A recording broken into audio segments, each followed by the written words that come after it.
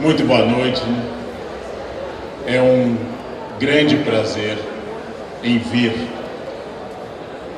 a esse que é o segundo maior estado da nossa federação, a um estado que, como diz um livro de história muito bonito, foi capital de um país que morreu para que o Brasil nascesse.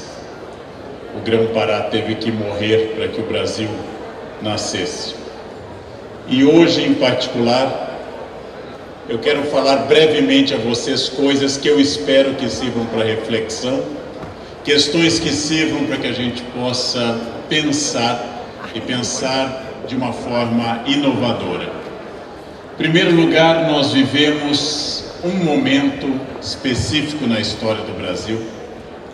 Nós vivemos um momento em que a consciência do Estado, e de forma muito positiva, inclusive o peso do Estado, é sentido pelas pessoas porque a política se capilarizou, a política chegou às ruas e isso tem um aspecto positivo. Muitos brasileiros discutem o peso dos impostos, o custo do Estado e começam a descobrir uma coisa que os americanos dizem desde o século XIX, que não existe almoço grátis. É muito bom, acho que é um momento privilegiado, que o Brasil comece exatamente a descobrir, pode passar, a descobrir que nós estamos entre os grandes pagadores de impostos do mundo e comecemos a exigir cada vez mais que esses impostos sejam transparentes, justos, aplicados a quem os pagou, cada vez mais direcionados à sociedade que sustenta todos nós, inclusive a mim, que sendo professor da Unicamp também sou um servidor público. Que cada vez mais a gente descubra que existe uma possibilidade de nós transformarmos este país, e talvez seja um momento especial a esse respeito, que a ideia de sacrifício de pagamento seja acompanhada da ideia de justiça, transparência, ética e assim por diante.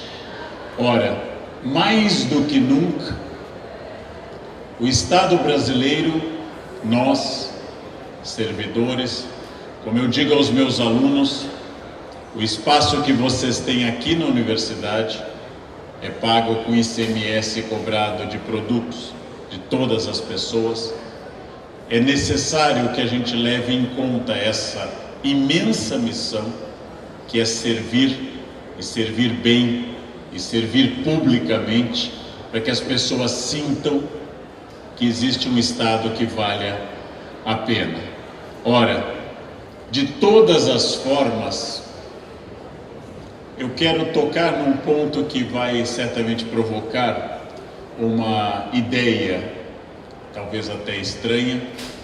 Muitas das federações brasileiras, como o meu estado natal, Rio Grande do Sul, como Minas Gerais e outros, lembramos e celebramos questões que dizem respeito à falta ou à rebeldia de alguém contra o Estado. Quando Felipe dos Santos foi morto em Minas em 1720, ele estava se levantando contra a casa de fundição, que estabelecia o quinto, o ouro quintado, 20% da arrecadação de todos os metais preciosos. Vocês se dão conta que no século XVIII houve rebeliões contra 20% de imposto, que se Tiradentes e Felipe dos Santos ressuscitassem hoje, ficariam assustados conosco, porque eles perderam a vida por menos da metade daquilo que nós pagamos hoje num Estado democrático. Muito curiosamente, nós celebramos pessoas e fazemos feriados nacionais, como 21 de abril, por pessoas que se levantaram contra o fisco. Pessoas que consideraram injusto, excessivo e, inclusive, utilizando mecanismos autoritários como a derrama ao fazer o fisco.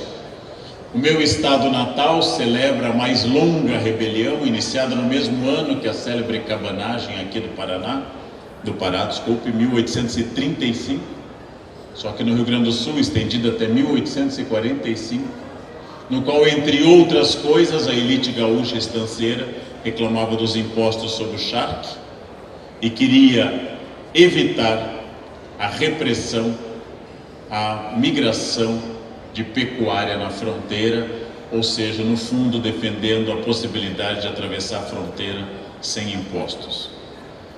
Muitas vezes, na história do Brasil, a questão do fisco, da fiscalização, da quantidade, do exercício de todos os impostos, foram um alvo direto para nós pensarmos que as pessoas que pagam o imposto pareceram na sociedade brasileira como pessoas que seriam pouco inteligentes. Num sistema que tantos sonegavam historicamente, quem pagava parecia bobo. Num sistema em que as pessoas seguem nas faixas adequadas, quem anda pelo acostamento parece esperto, parece com uma inteligência acima da média. E como diria o grande Rui Barbosa, advogado baiano, quadro que meu pai tinha no seu escritório de direito, de tanto ver triunfar a injustiça e as nulidades, os homens chegam a ter vergonha de ser honestos.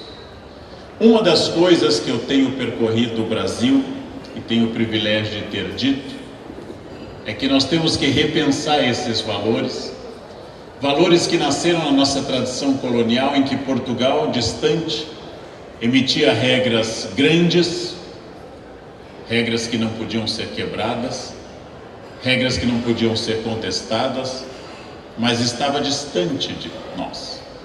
Resultado, o brasileiro criou um sentimento diante da lei único no mundo de várias formas.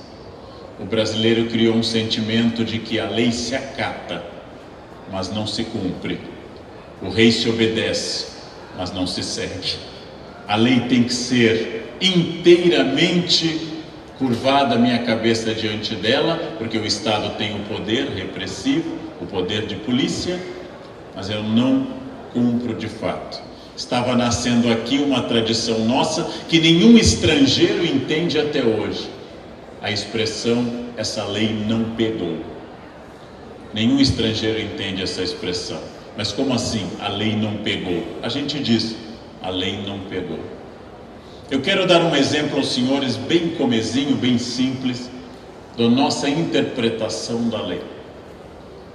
Eu, em função de ter trabalhado numa comissão do MEC, por percorrer o Brasil como professor, já apliquei prova em quase todas as unidades da federação, por vários motivos.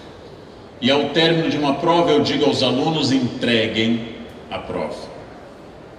E os alunos em todo o Brasil, sem exceção, dizem a mesma coisa que os senhores conhecem.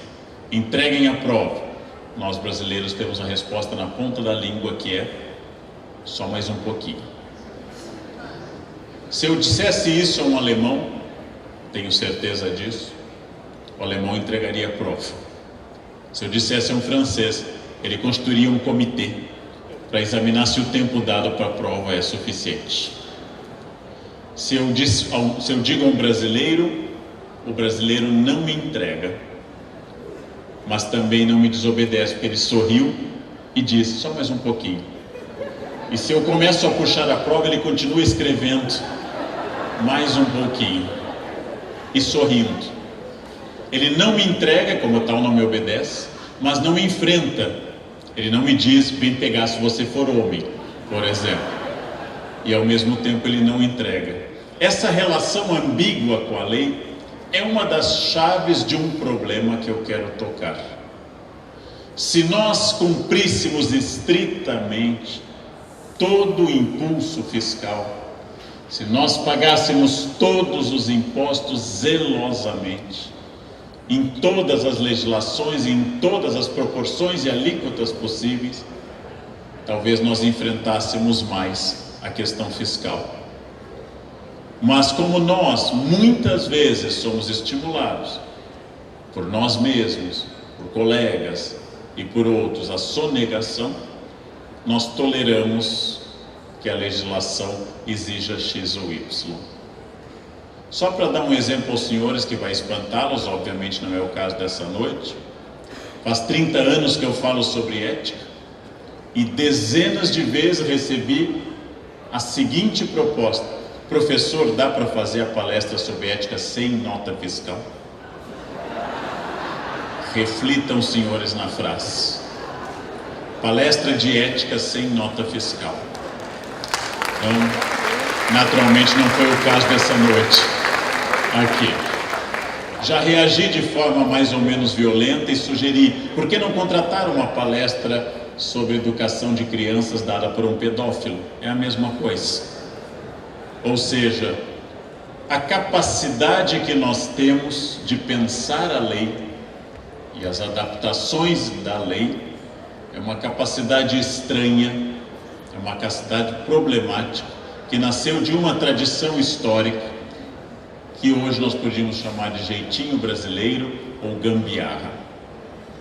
Gambiarra, inclusive, foi o nome oficial que se deu ao espírito da abertura das Olimpíadas em agosto deste ano.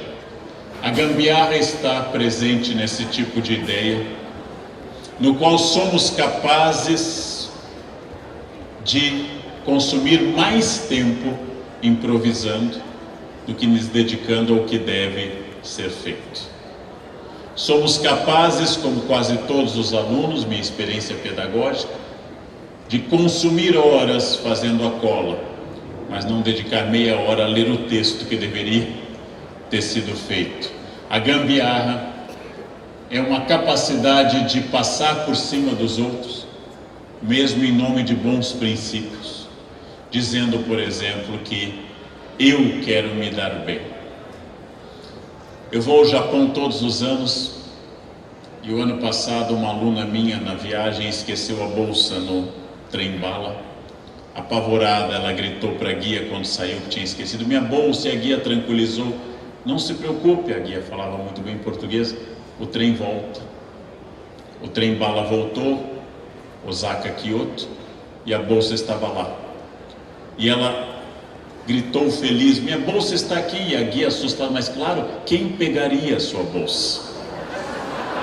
Eu tentei explicar a ela que eu venho de um país que por vezes some o trem da licitação, quanto mais a bolsa.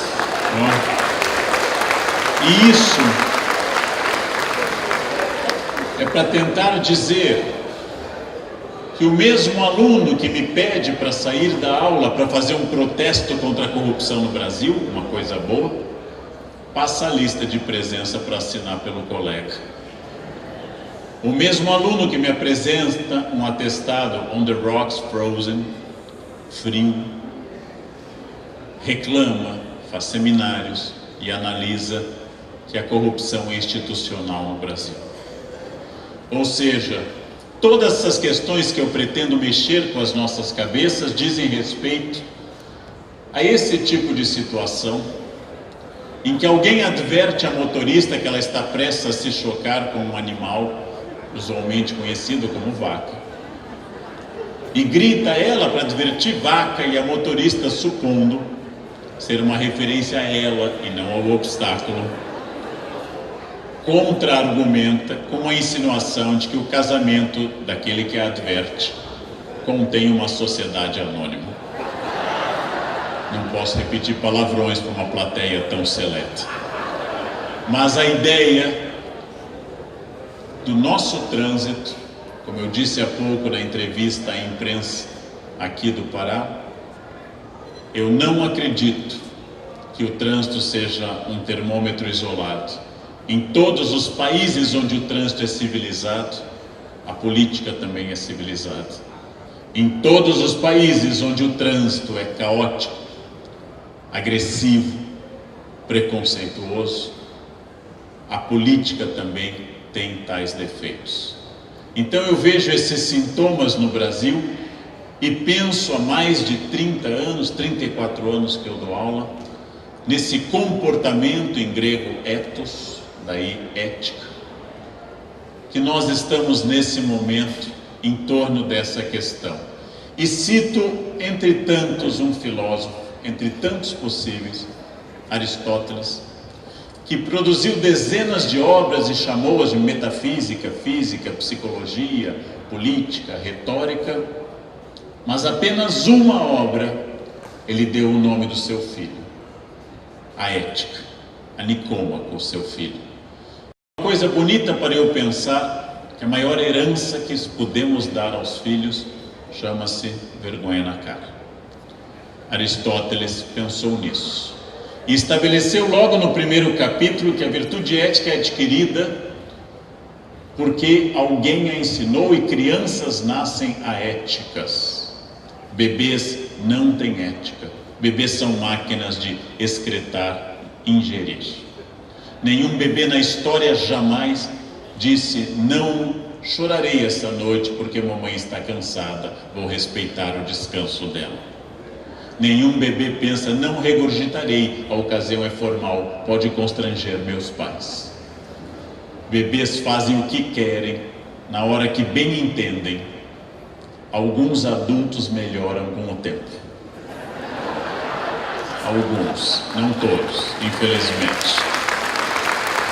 E aí eu digo uma coisa, provavelmente por origem interiorana, talvez um pouco conservador, que um dos fracassos da ética nesse momento é a falta de vontade de nós, pais e professores, em educarmos.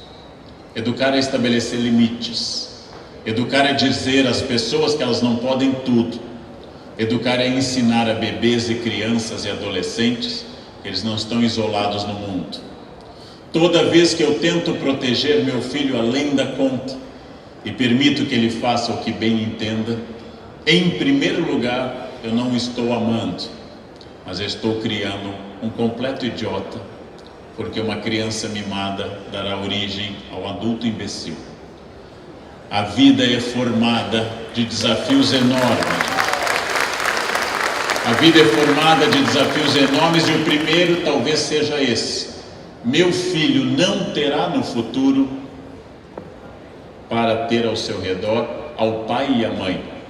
Ele terá a sogra, o síndico, o delegado e o auditor fiscal. Ele não terá pai e mãe. Se o mundo fosse feito de pais e mães, a educação de gente mimada seria coerente. Mas ele viverá num mundo de noras, genros e cunhados. Ele viverá num mundo onde pai e mãe não são dominantes. Por isso, o primeiro esforço é o esforço educativo. Ética e vida social implicam coerção, leis, e consenso, educação. Não existe sociedade baseada apenas na coerção, não existe sociedade baseada apenas no consenso. Eu preciso de coerção e de consenso. Aristóteles diz que nós podemos melhorar com o tempo. A palavra não é dele, é de Rousseau, mas a ideia é dele, perfectibilidade de caráter. Não existe no campo da ética a síndrome de Gabriela, cravo e canela. Eu nasci assim, eu sou sempre assim. Eu tenho que melhorar. Eu, Leandro, tenho defeitos enormes, isso não é retórica, e luto constantemente para controlar tais defeitos. Eu sou possível e passível de melhoria. Somos seres racionais, temos natureza, mas temos cultura e razão e livre-arbítrio sobre essa natureza. Dessa forma, o primeiro elemento de uma ética é responsabilidade. Eu tenho que me incluir na resposta. É comum no Brasil, onde não há uma educação clara para a responsabilidade, a justificativa. Talvez seja justo dizer, é comum no mundo. Deus pergunta a Adão: você comeu do fruto da árvore do bem e do mal? Ele diz: foi a mulher que me deu. Deus pergunta à mulher, ela diz: foi a serpente. Estava inventada a reunião de imprensa. Ninguém tem culpa. Tudo fala: por que você engordou? É tireoide. Eu tenho tireoide. Por que você não aprende inglês? A minha família não tem jeito com línguas. Nós sempre estamos transferindo a responsabilidade. Eu sou sócio majoritário da minha vida e entendo, na cidade onde eu moro há 30 anos, São Paulo, que se eu perguntar aos motoqueiros, aos motoristas de ônibus, aos carros privados, às bicicletas, aos pedestres, aos caminhões e táxis, quem é culpado pelo caos do trânsito de São Paulo, ninguém dirá nós. Todos dirão o outro. O dedo que eu aponto, que esconde 3 apontados para mim, é a omissão do eu e a omissão da responsabilidade. Os brasileiros são malandros. Você é alemão? Você é italiano? Ou você também é brasileiro? Os brasileiros são atrasados. Os brasileiros são X ou Y. Tenho que entender que no campo filosófico e no campo das escolhas, tudo implica perda.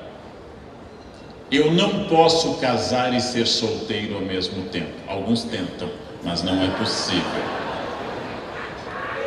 Eu não posso levar a vida de solteiro na vida de casado. Toda escolha implica perda. Eu não posso comer o que eu quero e emagrecer, salvo umas poucas pessoas que são alvo da nossa inveja e ódio profundo. Todas as outras pessoas vão pagar um preço pelo que fizerem essa noite aqui, nessas mesas. Eu não posso gastar o dinheiro e ter o dinheiro. Eu não posso não estudar e ter conhecimento. Eu não posso querer um país ético e não ser. Toda escolha implica perda. E eu tenho que saber dessas perdas. Eu tenho que saber que o mundo é feito de sims e nãos, de faça e não faça, e que eu tenho que saber qual é a perda que eu quero. Sócrates nos consola dizendo: se você estiver em dúvida se deve casar ou não se preocupe, você vai se arrepender das duas coisas. Então eu tenho que saber o que eu quero. Se eu trabalhar como um condenado e nada aproveitar da vida familiar, se eu ganhar muito dinheiro, mas não estiver nunca em casa com meus filhos e esposa, com meu marido, no caso, eu vou ter uma perda, a família. Se eu ficar em casa o dia todo e não ganhar nenhum dinheiro, eu vou ter uma perda, a família também. Provavelmente perderei, aliás, mais rápido ainda. Toda escolha implica perda. Quando você põe um quindim na sua boca, é uma escolha. Você vai perder alguma coisa e vai ganhar outra. Uma de prazo rápido, que delícia. Outra de prazo médio e longo. Lá se foi a boa forma. Claro que se vocês comem muita pururuca, muito bacon, muita cozinha pesada, pelo menos vocês evitam Alzheimer.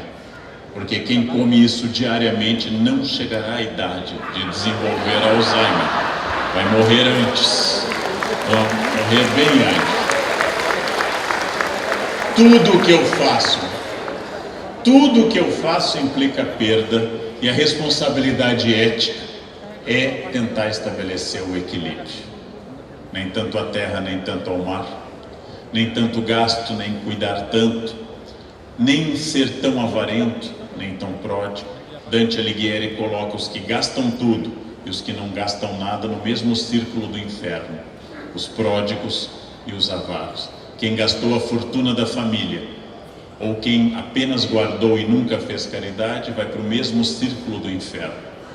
Equilíbrio é fundamental. Equilíbrio em todos os campos. Equilíbrio de todas as formas. Equilíbrio entre valores e resultados. Aqui metaforizado nesse anjinho e demônio que estão no nosso ombro, símbolo da nossa consciência. Sim, meus senhores, minhas senhoras, nós somos conscientes. Todas as pessoas que fazem fofoca para mim de um colega de departamento da Unicamp baixam o tom de voz e sibilam como uma cobra. Sibilam. Todo aluno que cola me procura pela sala. Toda pessoa que mente desvia o olhar ou olha fixamente. Nós temos consciência das coisas. Temos sempre uma boa consciência nos lembrando o que é certo e o que é errado. Disse-me um médico em São Paulo, amigo meu, que essa cena clássica pode ser da seguinte forma: o médico ouve um demônio que diz: tenha caso com a paciente, pode ter caso com a paciente, não tenha problema, E imediatamente o seu anjinho diz: não faça isso, isso é um absurdo. O demônio insiste: você é maior de idade, ela também, qual o problema? O anjo insiste: é errado. O demônio insiste e o anjo usa o argumento final: é, mas você é médico veterinário. Quem não entendeu, pergunta para o colega depois em casa, quem for mais lento a esse respeito. É preciso dizer a todos nós brasileiros que não há possibilidade de construir uma carreira ética se eu mirar apenas no lucro. Mas não há problema nenhum em ter lucro quando ele é fruto do justo trabalho e do justo esforço. Recomendo aos meus advogados que eu conte essa história de forma hipotética. Suponham num país da Ásia Central a existência de uma empreiteira. Recomendo aos advogados que eu localize isso no Cazaquistão. No Cazaquistão há uma empreiteira que fez uma carreira imensa com propinas e caixa 2. No Cazaquistão não há nenhuma semelhança com o Brasil. E lá no Cazaquistão essa empresa ganhou bilhões, tornou-se sólida, gigantesca. Em algum momento isso dará errado, porque o presidente dos Estados Unidos, Lincoln, dizia que você pode enganar algumas pessoas durante algum tempo, muitas pessoas durante muito tempo, mas você não pode enganar todas as pessoas durante todo o tempo. E essa empresa é descoberta, seus dirigentes perdem a liberdade, as multas são bilionárias e a perda de valor agregado da empresa é gigantesca. O que eu estou dizendo com isso? Tudo que foi construído de forma ilegal e sob bases ilegais tende a desmoronar. Por quê? Porque para fazer um esquema, nesse caso no Cazaquistão, eu preciso de auxílio. E para envolver no meu esquema criminoso, esse auxílio será dado por cafajestes como eu. Ora, o prêmio da ética é ter amigos. O castigo da falta de caráter é ter cúmplices. E cúmplices, sabem os senhores, acabam fazendo delação premiada. Em algum momento. Quando o cúmplice sente que a lei o aperta, ele decide tirar seu esfíncter do ângulo ortogonal e denuncia aos outros. Ora, a ética é aquela que vai nos ensinar que o lucro é justo mediante trabalho e esforço honesto, e que com isso eu vou crescer menos do que fosse desonesto, mas vou crescer sempre, e vou crescer de forma sistemática, e vou crescer de forma que no plano micro a ética seja respeitada dentro da empresa, seja respeitada nas relações familiares, na empresa, e dali a ética se torne também para o plano macro. Não existe pessoa ética que seja ética apenas num campo, ou se é ético em tudo, ou não se é. Não existe chance de fazer o errado de forma correta. O errado é sempre errado, independente da forma que eu faça. A ética traduz segurança e traduz tranquilidade. A ética é baseada em trabalho, numa ideia que nós temos que recuperar no Brasil e transmitir a filhos, e insistir com colegas e exemplificar para todos. Uma vida só vale a pena ser vivida com trabalho longo, sistemático e bem aplicado. A nossa tradição ocidental nos dá 3 chances de êxito material: nascimento, casamento e trabalho. Se você nasceu no CEP errado, se casou por amor, só resta uma: o trabalho. Quem nasceu na família equivocada, casou seguindo o coração e não o CNPJ, necessariamente só restou o trabalho. A vida inteira. Trabalho que dá sentido e trabalho que dá valor. Trabalho que, quebrada a ética, multiplica os problemas. Porque a mentira, ao contrário do que possam dizer, a mentira multiplica os problemas. A verdade nos torna transparentes e tranquilos. O que é um homem verdadeiro? Ele está no banho e toca o celular. Ele diz para a esposa: atende. É aquela sua colega jovem do escritório, vê o que ela quer. Seus amigos estão mandando fotos, abra. Eles sabem que eu sou casado, serão fotos de araras, tucanos, orquídeas. Eles sabem que eu sou casado. Nenhum amigo mandaria pornografia para um homem casado, obviamente que não. Quando a polícia para meu carro na rodovia dos Bandeirantes a caminho da Unicamp, eu desço tranquilo. Eu tenho os 2 extintores de incêndio, caso seja necessário. Eu tenho o kit de primeiros socorros ainda. Eu tenho os documentos em dia.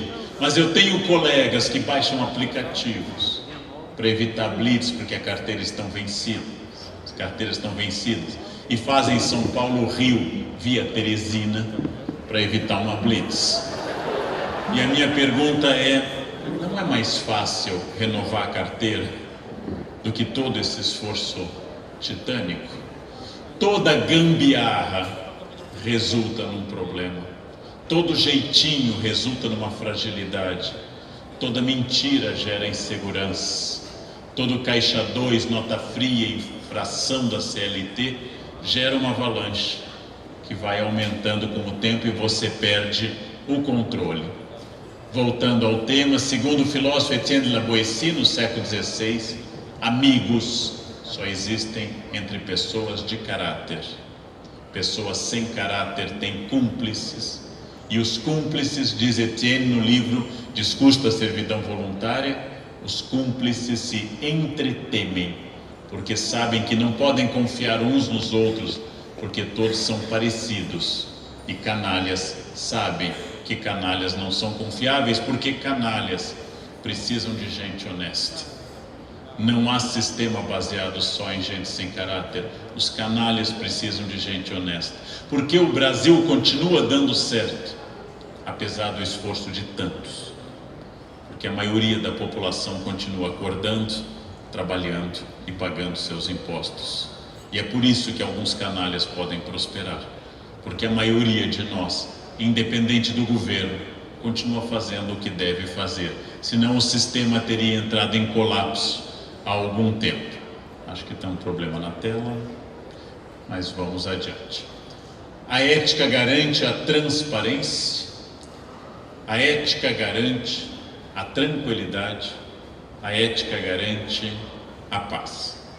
Se eu pretendo cumprir todas as normas, eu sou obrigado a discuti-las. Se eu não pretendo discuti-las ou cumpri-las, então eu as ignoro. Nos sistemas corruptos eu não discuto a lei porque eu não pretendo cumpri-la. E é por isso que eu preciso de valores, e esses valores são fundamentais, pode ir adiante, para que eu interprete que a lei tem que ser o exercício livre, aberto e democrático do bem comum. É preciso afastar a ideia de lei que nós herdamos do período colonial e entender o óbvio. O Estado não é a encarnação de um poder individual, mas é a celebração de uma aliança mútua, que ao tirar dinheiro do Estado, eu estou tirando dinheiro dessa aliança mútua, que ao sonegar, obviamente, eu estou colaborando para o sistema entrar em colapso. Mas pior, se o roubo é sempre o roubo da coisa pública multiplica a responsabilidade. Ladrão de caixa de supermercado é um criminoso. Ladrão de caixa do governo é um criminoso de toda a sociedade, e aqui vem um equívoco terrível na nossa sociedade. Os brasileiros interpretam que público não é de ninguém e privado pertence a uma pessoa. Insisto, o público é de todos. E por isso que invadir uma propriedade privada e destruí-la é um terror. Mas invadir uma propriedade pública e destruí-la é um crime que multiplica na sociedade. Recém-refeita uma praça em São Paulo, já houve uma depredação, e uma das pessoas que depredava foi entrevistada e disse: mas isso aqui é público. É esse tipo de mentalidade mesquinha, tacanha e equivocada que tem que desaparecer no Brasil. O que é público tem que ser preservado com um zelo infinitamente maior. Você tem todo o direito de ser porco na sua casa, um direito sagrado. Não há lei na Constituição que te obrigue à higiene, à ordem ou ao banho sequer. Mas em público você não pode jogar papel na rua, em público você não pode depredar, exatamente porque naquele espaço existe o interesse de todos. Dizia Frei Vicente do Salvador, nosso primeiro historiador no século XVII, ao escrever sua obra na capital do Brasil de então, Salvador, que o brasileiro era pouco repúblico, de coisa pública, res publica em latim. O brasileiro era pouco inclinado à vivência pública.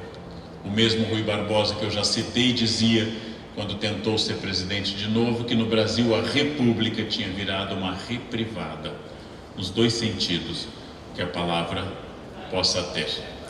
Um célebre fazendeiro do Nordeste brasileiro, quando proclamada a República, foi entrevistado por republicanos. O senhor não gosta da República? Ele dizia, não, eu prefiro o Império. Abismados, perguntaram por quê. Dom Pedro era um porco gordo que estava há 50 anos no poder. A República vai trazer um leitão faminto a cada 4 anos. Na lógica desse fazendeiro, havia um problema. Vejam que eu não sou monarquista, não é uma defesa do Império. Mas nossos problemas são antigos, são estruturais e só a ética, e é preciso dizer isso sempre, enfatizar a filhos, alunos, funcionários e colegas, só a ética garante a escolha e a liberdade.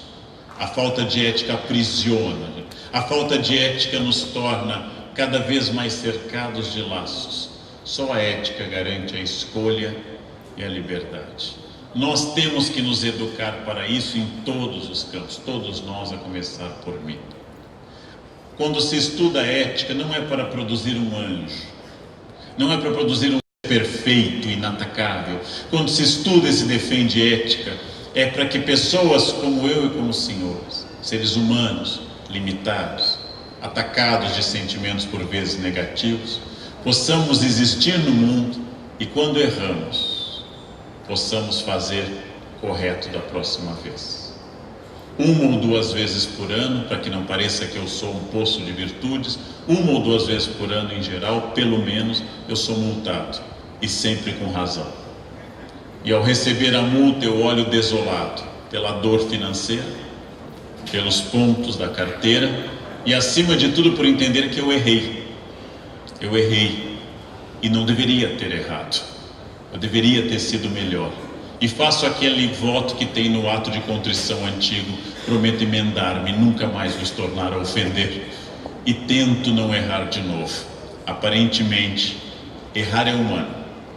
A primeira criação do Éden, quando Deus decidiu pegar 2 funcionários dali, sem chamar gente de fora, Adão e Eva, e deu um código de ética com apenas uma cláusula: você não pode comer essa fruta, o resto pode tudo.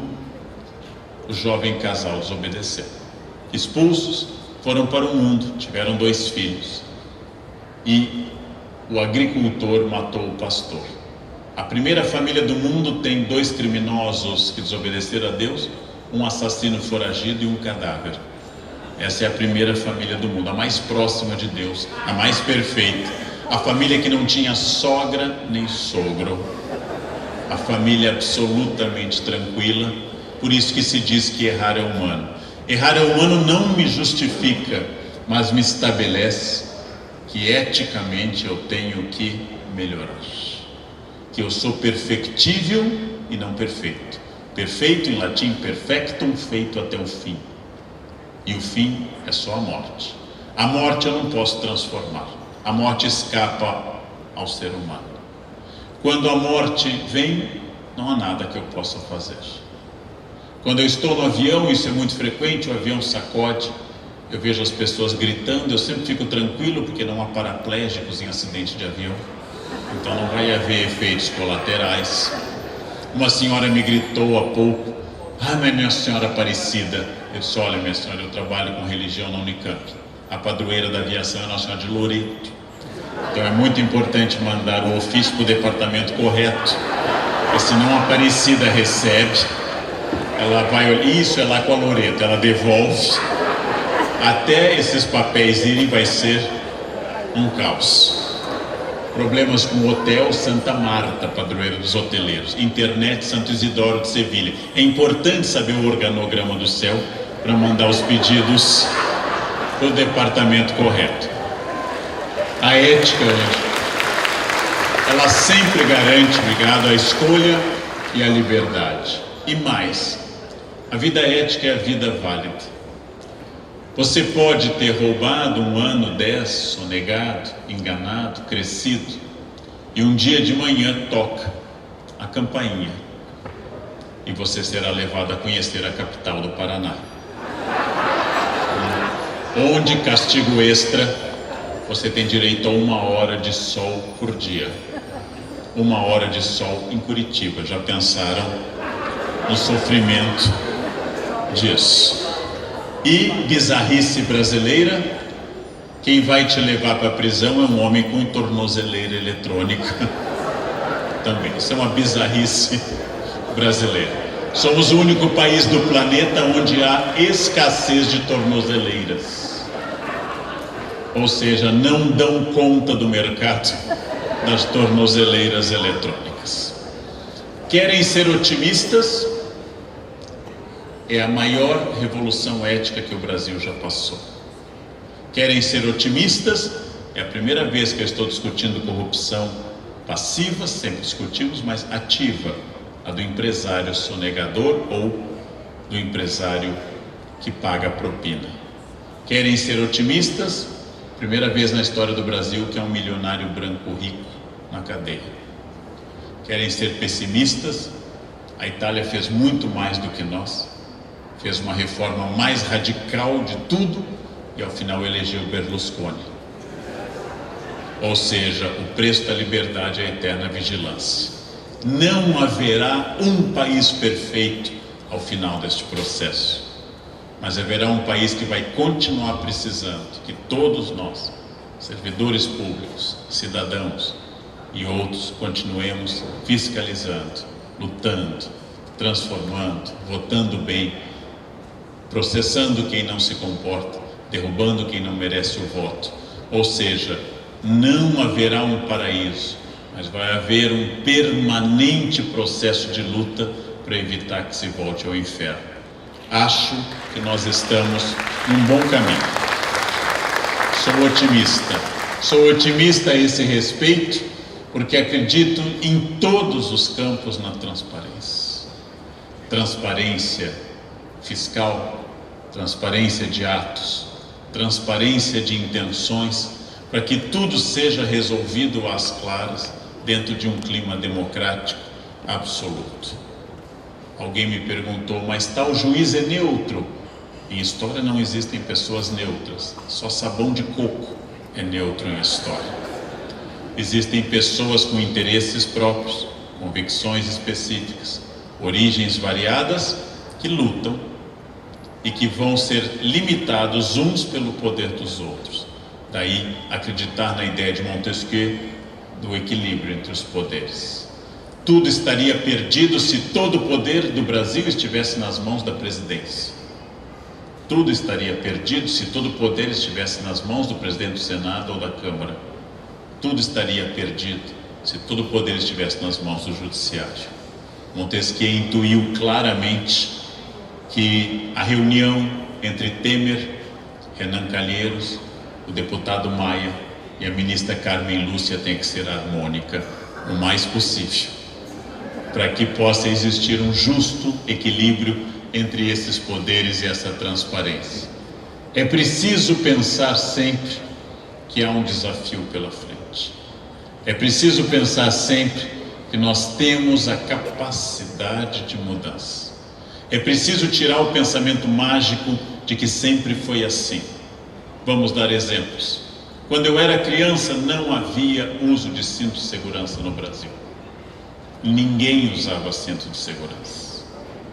E já havia lei obrigando ao cinto de segurança. Nós andávamos sem nenhuma restrição dentro do carro, não havia cadeirinha para crianças. E tudo isso mudou nos últimos anos. Quando eu era criança, tomávamos banhos de horas, porque a água era um recurso infinito, que não tinha nenhum limite, e nós aprendemos que isso não é verdade. Quando eu era criança, nós íamos para o sol às 8 da manhã, e nenhum dermatologista nos advertia que haveria um custo para isso. Não tinha sido ainda inventado o melanoma, nenhum dermatologista nos advertia. Esses comportamentos mudaram por completo. Quando eu era adolescente, dançava-se no carnaval uma marchinha absolutamente racista e terrível. O teu cabelo não nega mulata, porque és mulata na cor. Mas como a cor não pega mulata, mulata eu quero teu amor. Hoje isso daria cadeia.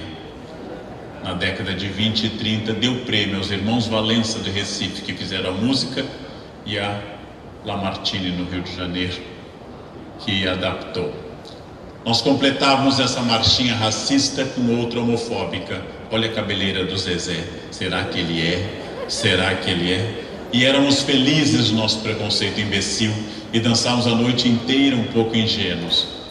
E hoje temos mais sensibilidade. Tudo está mudando, tudo está em processo de transformação, tudo passa, tudo tende à transformação, tudo vai desaparecer, menos a Rainha Elizabeth II, obviamente. Essa é imortal em vários sentidos. Bem, antes eu usei a metáfora de que o crescimento artificial é um anabolizante. Eu desenvolvo a ideia de que o desenvolvimento natural e ético é lento e sistemático, mas ele é seguro. É preciso dizer isso às pessoas, que a empresa deva crescer sistematicamente, de forma lenta e segura, que essas expansões são como anabolizantes e trazem um custo ao organismo. É preciso restaurar essa ideia de que nós temos que ter consciência e consciência de valores. Consciência é uma coisa essencial, consciência é uma das coisas mais importantes que nos distingue dos animais, nos torna seres específicos. Conto aos senhores uma breve historinha que eu vivi há 2 anos.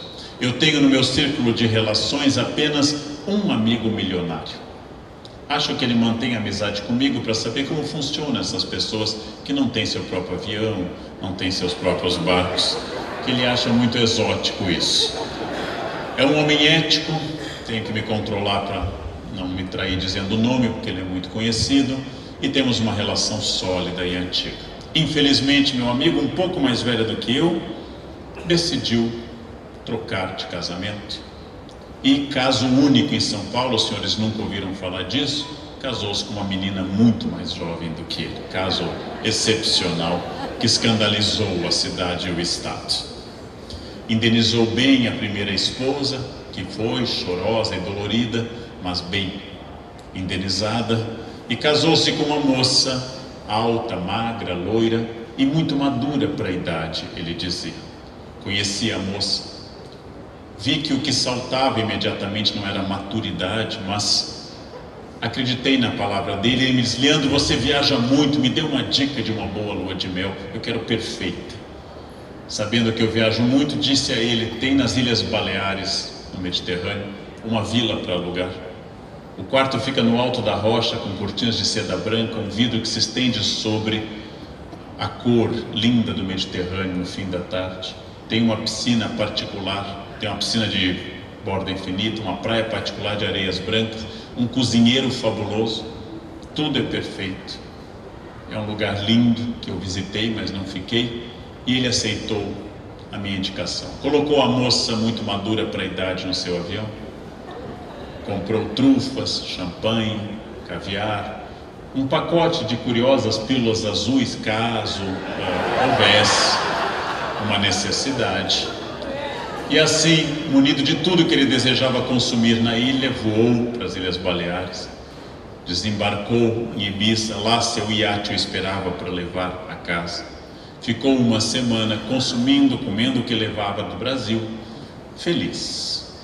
Voltou e me deu uma garrafa de um vinho fabuloso que eu tenho até hoje, Não abri, porque é o típico pensamento de pobre quando ganha coisa cara, né? Não abre na hora, você tem medo de gastar, né? Uma garrafa de Petrus, sabe Deus quando eu vou ganhar outro na minha vida. Então tenho ainda. Cada vez que eu ver um sacode eu penso, e o vinho? Meu amigo me agradeceu e me disse uma frase abissal para mim. Ele disse: Leandro, ela está apaixonada por mim. É abissal. É um homem inteligente, muito inteligente, é um homem ético. Eu não faço nenhuma leitura moral dessas coisas, não tenho idade para ser moralista. Não gosto de gente moralista. Lembro de um famoso plantador de soja, que não convém citar o nome, que era acompanhado de jovens muito mais jovens do que ele. E um dia, estando acompanhado de uma moça de 18, tendo ele 78, uma repórter jogou-lhe a queima-roupa no Fazano, em São Paulo. O senhor não sabe que ela está com o senhor por interesse? Ele, sábio, respondeu: eu sou milionário. Uma de 70 também estaria por interesse, eu prefiro de 18. Pronto. Uma relação clara, direta, prática, sem nenhum julgamento. Cada um oferecendo ao outro algo numa relação comercial, sem fantasias. Perfeito. Mas voltemos ao meu amigo. Ele me disse: Leandro, ela está apaixonada por mim. Tirar uma moça do interior, levá-la no seu avião privado para a Europa, entupi-la de todo o luxo que o mundo pode oferecer, é lógico que ela estaria apaixonada. Ela transformaria o interesse em gratidão, a gratidão em afeto, isso em amor. É um processo super simpático e natural. Diz Nelson Rodrigues que o dinheiro compra até amor verdadeiro. Eu tive que dizer ao meu amigo, para espanto dele, durante um jantar: meu amigo, você me conhece há mais de 20 anos, nossos filhos estudaram juntos, temos conhecimento sólido um do outro, então ouça o que eu vou lhe dizer.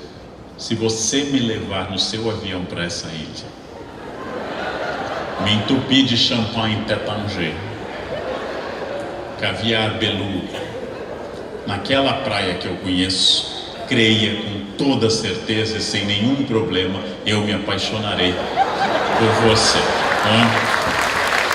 E mais, eu garanti, mais importante, eu vou fazer coisas que ela não faria de jeito nenhum, porque eu não tenho limites para atingir meus objetivos com isso. Veja, quando eu digo valores, significa o seguinte: se você quer afeto e confiança, primeiro conselho óbvio, não troque de elenco no final da novela. Se você quer contar com uma boa equipe, não mude essa equipe no final da novela. Se você quer vivência sexual intensa, não precisa casar. Aliás, não deve casar. A Igreja Católica, muito sábia e estratégica, nos ensina que para afastar os padres do sexo, impediu o casamento. O meu conselho seria que o casamento é a única coisa que afasta do sexo. O casamento é a única coisa que impede você pensar bobagem. Você foca na carreira, passa a beijar na testa, passa a usar camiseta larga, passa a usar abrigo, e aí quando você coloca croque, acabou.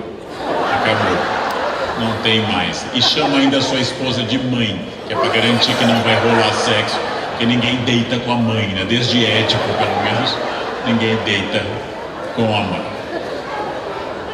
Valor significa saber o que eu quero, com quem eu quero, de que forma eu quero. Valor significa estratégia, significa ética. Valor significa ter consciência que eu faço parte do problema. Valor significa que eu tenho que cultivar coisas que não passam. É uma das coisas que eu nunca consegui ensinar aos jovens, é uma das minhas frustrações. Dizer aos jovens que a turma de amiguinhos é mais legal do que a família, porque ela não cobra nada. Dizer aos jovens que é legal ficar o ano novo com os amiguinhos e não com a família, que os amiguinhos de fato não lhe dão importância e por isso eles são leves. Dizer aos jovens que com o tempo ele vai perceber que importa a família e não o amiguinho, e quando ele for para a UTI, ele vai ter a família e não os amiguinhos. Eu não consigo transmitir isso aos jovens, talvez porque cada geração tenha que descobrir isso a seu tempo. Os amigos são legais, os amigos de farra são legais, porque eles não estão nem aí para nós. E como tal são leves. A família é mais pesada, porque nós somos fundamentais para a família. E por isso ela é mais pesada. Família é algo fundamental e este é um dos valores.